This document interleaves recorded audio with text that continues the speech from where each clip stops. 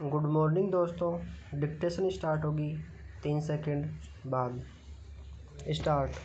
महोदय, पिछले कुछ वर्षों से पर्यावरण की सुरक्षा के बारे में एक उत्साहजनक जागरूकता देखने को मिल रही है।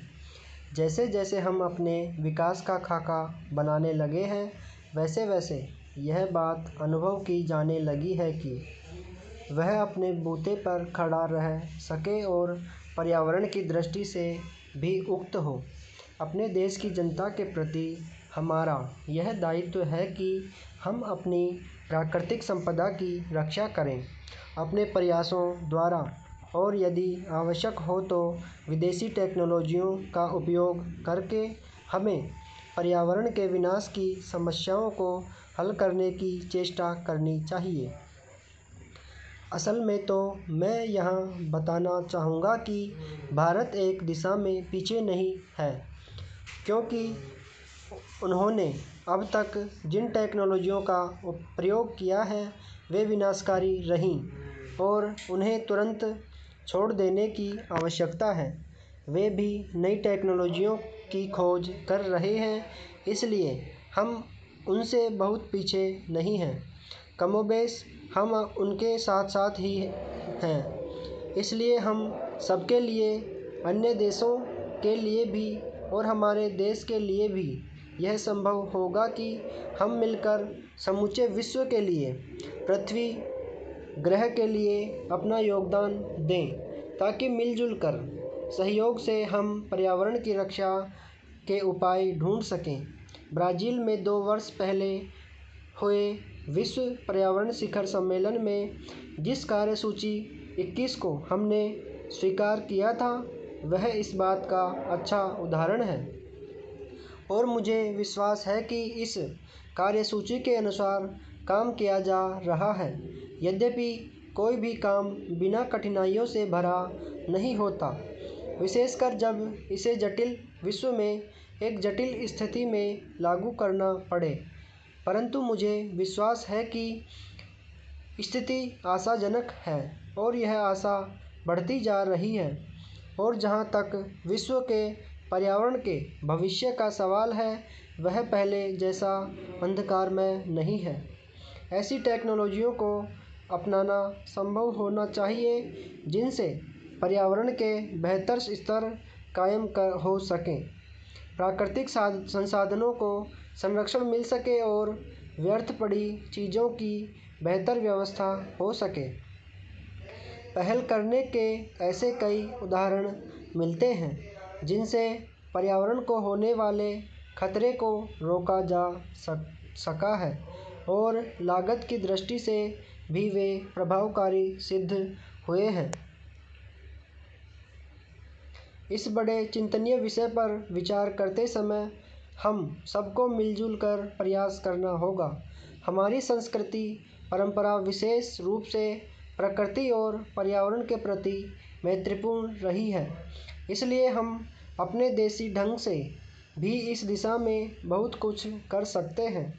मैं जानता हूँ कि सुधारों का यह मार्ग फूलों की सेज नहीं है, विशेषकर इतने बड़े आकार के एक लोकतंत्री देश में।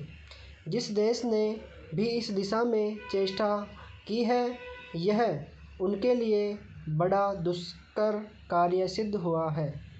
मुझे इसके बारे में कोई भ्रम नहीं है और राजनीतिक दृष्टि से भी इस मार्ग का चुनाव करना एक कठिन कार्य था। अध्यक्ष महोदय, नई तालीम में मेरी रुचि उसी दिन से रही है जिस दिन प्रातः स्मरणीय पूज्य महात्मा गांधी जी ने इस विषय पर विचार करने के लिए पहल एक सम्मेलन वर्धा में किया था, जिसमें देश के कुछ शिक्षा शास्त्री और राष्ट्रीय शिक्षा से संबंध रखने वाले कार्यकर्ता आमंत्रित थे। उस दिन से इस पद्धति की जिस प्रकार से जांच और प्रगति हुई है, मेरा उससे कुछ न कुछ संबंध रहा है और इसलिए मुझे इस बात की प्रसन्नता है कि आपने आज मुझे शिक्षा संबंधी विचारों को व्यक्त करने का अवसर दिया। यद्यपि मैं जानता हूँ कि ऐसा करने में बहुत अंश में पुनरावृत्ति करूँगा और हो सकता है मेरे मित्र से दूसरों की का विशेषकर शिक्षाशास्त्रियों का मत न मिले।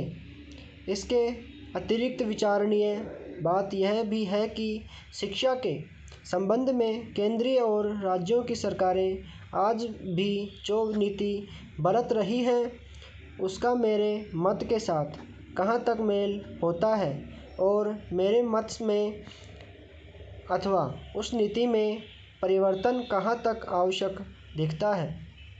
इसलिए मैं आशा करता हूँ कि मैं आज जो कुछ कहूँगा वह व्यक्तिगत विचार के रूप में ही समझा और देखा जाएगा और उस पर आपका निर्भीकतापूर्वक और निर्लिप्त रूप से भली भांति विचार करेंगे।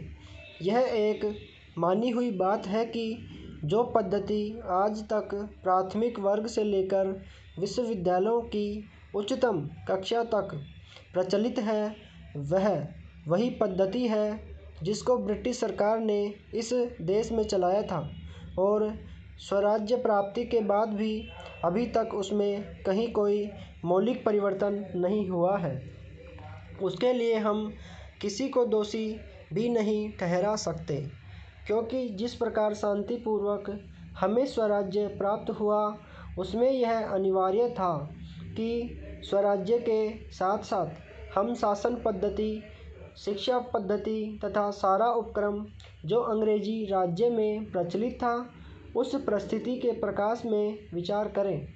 जो कुछ परिवर्तन आवश्यक जचे उसे अमल में लाएं।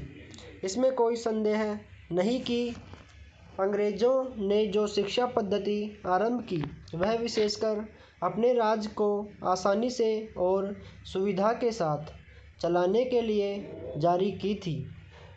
उसके साथ साथ उनके दिलों और दिमागों में भी यह विचारधारा काम कर रही थी कि यहाँ की संस्कृति और साहित्य में कोई भी ऐसी चीज़ नहीं है जिसको वे अपनी संस्कृति, साहित्य इत्यादि की अपेक्षा अधिक अच्छा समझें अथवा जिनको वे बनाए रखना उचित समझें।